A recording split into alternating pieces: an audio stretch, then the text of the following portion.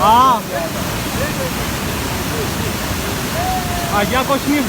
बंद ही है यार बंद ही है यार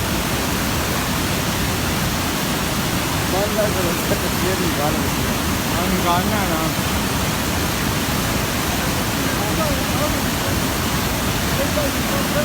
पैर सीधे रख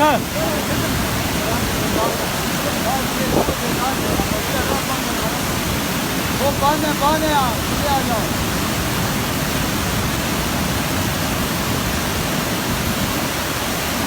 हाँ इसी तरह आ जाओ